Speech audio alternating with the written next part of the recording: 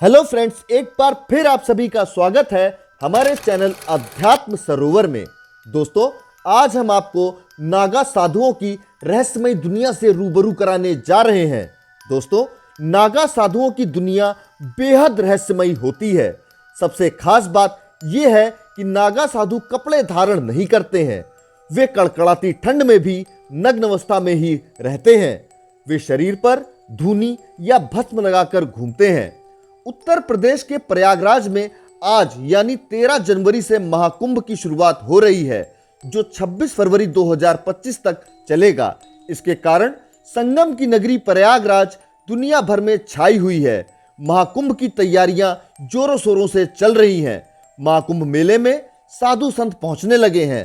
सनातन धर्म में साधु संतों का काफी महत्व है।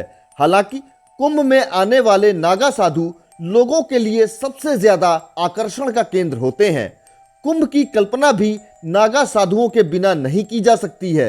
नागा साधुओं की वेशभूषा और खान पान आम लोगों से बिल्कुल अलग होता है। हम आपको बताएंगे कि नागा साधु कैसे बनते हैं और कहाँ रहते हैं। दोस्तों, इस वीडियो को आगे शुरू करने से पहले मेरी आपसे एक रिक्वेस्ट है कि अगर आपको हमारा यह वीडियो अच्छा लगे तो वीडियो को लाइक और चैनल को सब्सक्राइब करने के साथ ही बेल आइकन को जरूर दबा दीजिएगा, जिससे भविष्य में भी हम आपको ऐसी ही महत्वपूर्ण जानकारियां उपलब्ध कराते रहें। तो चलिए दोस्तों, शुरू करते हैं।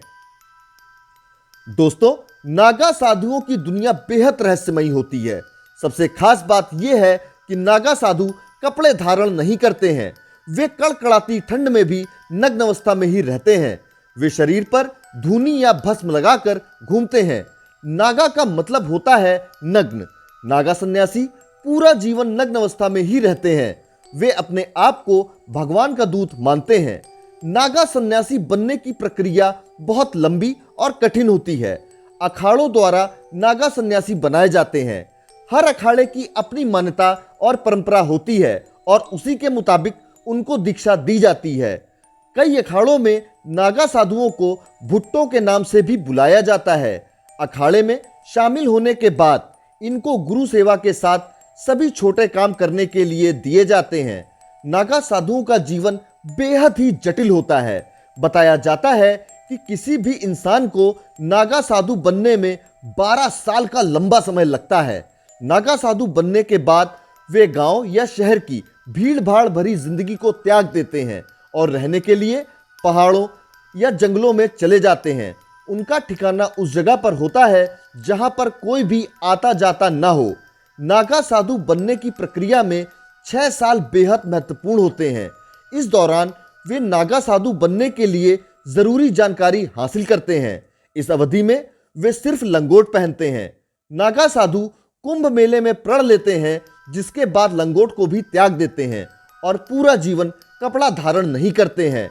नागा साधु बनने की प्रक्रिया की शुरुआत में सबसे पहले ब्रह्मचर्य की शिक्षा लेनी होती है। इसमें सफलता प्राप्त करने के बाद महापुरुष दीक्षा दी जाती है। इसके बाद यज्ञोपवीत होता है। इस प्रक्रिया को पूरी करने के बाद वे अपना और अपने परिवार का पिंडदान करते हैं, जिसे बिजवान कहा जाता है। नागा साधु 17 पिंडदान करते हैं, जिसमें 16 अपने परिजनों का और 17वां खुद का पिंडदान होता है। अपना पिंडदान करने के बाद वे अपने आप को मृत समान घोषित करते हैं, जिसके बाद उनके पूर्व जन्म को समाप्त माना जाता है। पिंडदान के बाद वे जनेऊ, गोत्र समेत उनके पूर्व जन्म की सारी निशानियां मिटा दी जाती हैं। इसके कारण नागा साधुओं के लिए सांसारिक जीवन का कोई महत्व नहीं होता है। नागा सन्यासी अपने समुदाय को ही अपना परिवार मानते हैं। नागा साधु कुटिया बनाकर रहते हैं और इनकी कोई विशेष जगह और घर नहीं होता है। सबसे बड़ी बात यह है कि नागा साधु सोने के लिए बिस्तर का भी इस्तेमाल नहीं करते हैं। दोस्तों, आपको हमारा यह वीडियो कैसा लगा कमेंट बॉक्स में जरूर बताएं। धन्यवाद।